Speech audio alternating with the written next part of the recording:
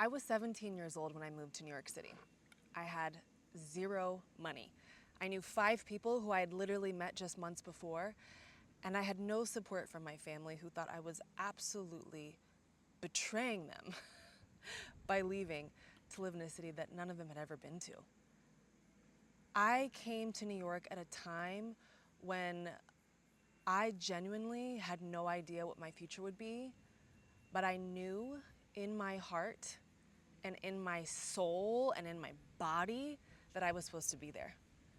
And I gotta tell you, it was one of the best things I've ever done in my entire life. And I did it because I was literally called to be there. And I can't help but to think that these days, we have to go where we are called. We have to be led by something greater than our ego and our fears. And I realize that we don't all know how to connect to that aspect of ourselves. And I want to help change that. Because so much of my spiritual practice has been about being at the right place at the right time. Not because it was convenient, not because it made sense, but because I was pulled there, because I was literally told to go. Because I understood that listening to my deeper inner guidance was the only way to live. So I have a question for you. Do you listen to your inner guidance? Do you have that connection with your inner voice? And if you don't, are you interested in getting into it right here, right now, today?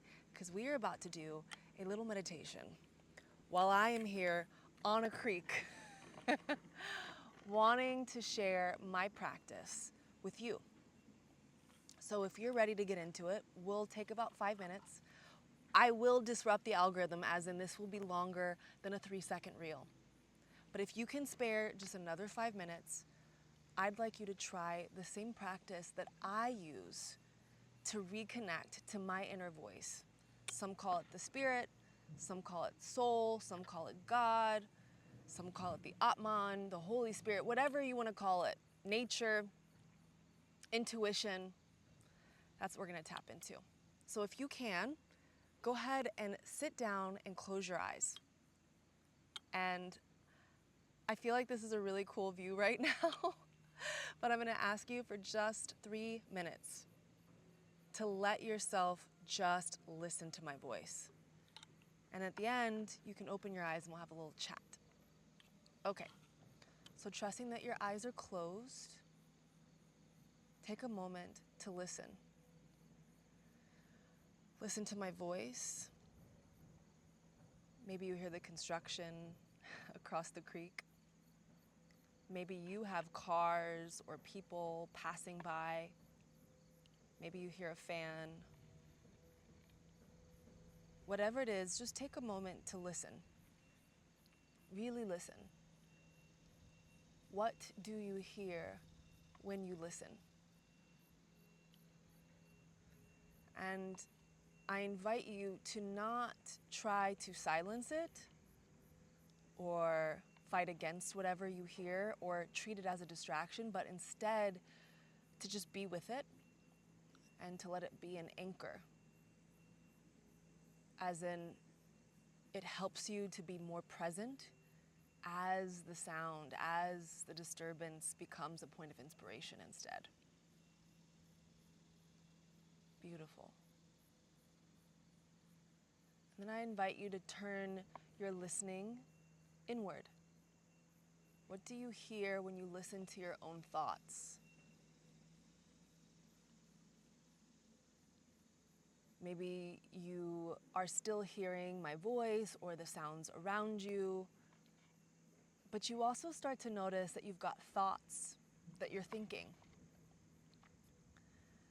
You might notice that you are not your thoughts, but the one that observes those thoughts. And you might also notice that those thoughts are placing you in the near future, or maybe in the recent past. Just notice. No need to change your thoughts or even make them silent. Just be a witness.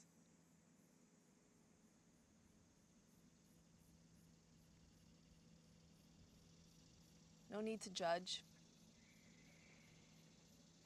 Just notice.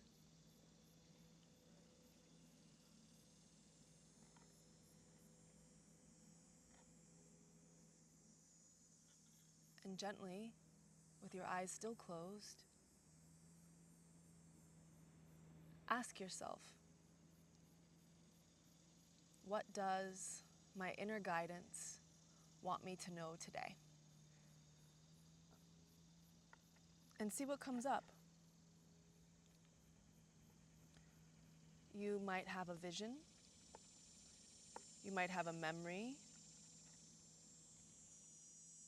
You might have a clear declaration. Just notice it. And if you feel like there's nothing coming up, you can ask it again, but maybe in a different way. What does my intuition want me to know today? What is my intuition telling me? And then surrender to whatever comes up. Surrender to whatever comes up. Just a couple more seconds here.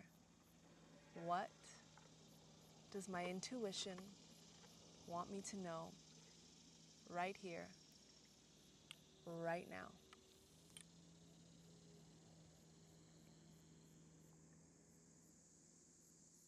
What do you hear? What do you see? What do you notice?